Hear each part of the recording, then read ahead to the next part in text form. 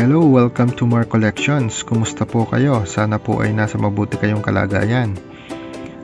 Ngayon po, ang share ko po sa inyo ay ito pong mga SM tokens na meron ako. Ito po yung mga luma na SM tokens. Iba't ibang variants po ito. Yan. Bigyan ko muna kayo ng background tungkol sa SM. Ang SM po ay one of the most popular malls in the Philippines.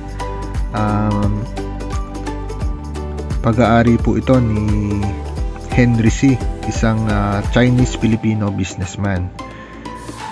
Ang SM po dati ay kilalang Shoe Mart, tindahan na sapatos.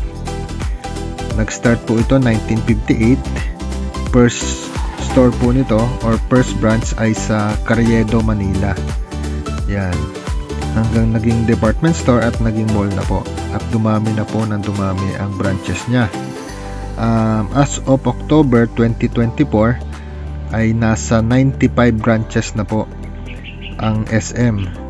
87 sa Pilipinas at 8 sa China. At meron pa pong mga ongoing or mga under construction. So padami pa po ng padami. Ayan.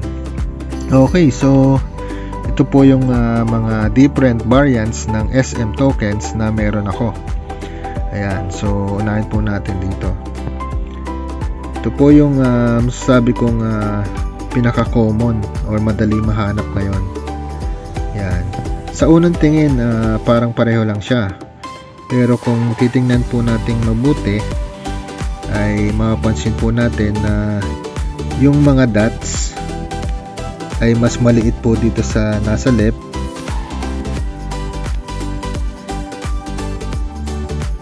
Kumpara po dito sa nasa right. Yan. Then, pareho po sila ng design. SM sa gitna. Then no cash value ang nakasulat dun sa paligid. Then yung likod naman po nito ay same design lang din po.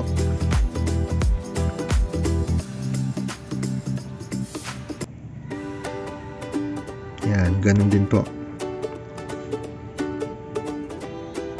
Then next naman, same size, pero ang nakasulat naman po ay the SM City. Yan. Then nakasulat sa taas at baba, no cash value. Yan. Then sa likod, ganyan naman po. The SM City pa rin yung sa gitna, pero ang nakasulat na sa taas at baba ay for amusement only. Yan. Then meron pong mas malaking version.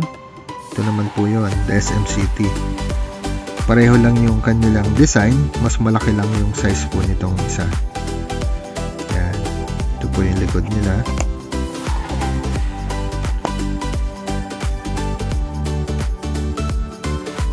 Yan, pareho.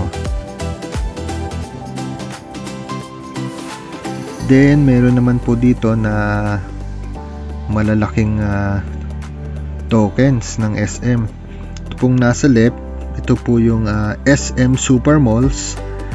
Ito naman po ay SM South Mall. Yan. Check po natin yung likod nitong SM Super Malls. Yan. So sa likod po ay Storyland. So yan po ang nasulat sa likod. Dito naman po sa South Mall ay yan, Storyland Adventure naman po. Then SM logo sa gitna. Yan. So yan po, meron po akong 6 na different variants ng SM token. Yan. Meron pa pong ibang variants nito na wala pa lang po ako. Meron po yung ganito na food center, yung nakasulat sa taas na parang ganyan din po ang design. Food center sa taas, then no cash value sa baba. Yan, meron pong ganun, pero wala pa lang po ako. So far, yan pa lang po ang nako-collect ko na different variants ng SM tokens. Yan po, marami na din po ang nagko-collect ng ganitong tokens, especially pag mga Philippine tokens. Siyempre ito ay kasama sa Philippine tokens, kaya po marami din ang nagko-collect. Ito pong malalaki, medyo madalang na rin po ito ngayon kaya mas mataas po ang value nito. Saka itong SM City. Ito pong pinaka-common tong ganitong design. Yan. Nabebenta po ito ngayon ng nasa, or mabebenta nyo po ng nasa 30 to 50. Yan. Pero kung mabibili nyo naman po ng mga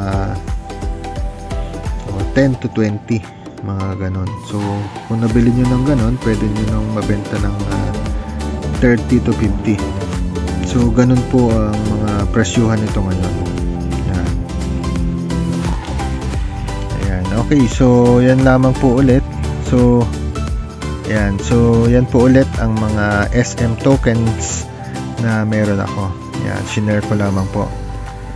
Okay, so salamat po ulit sa inyong panonood. Sana po ay pa-like at pa-subscribe naman po kung hindi pa po kayo nakapag-subscribe.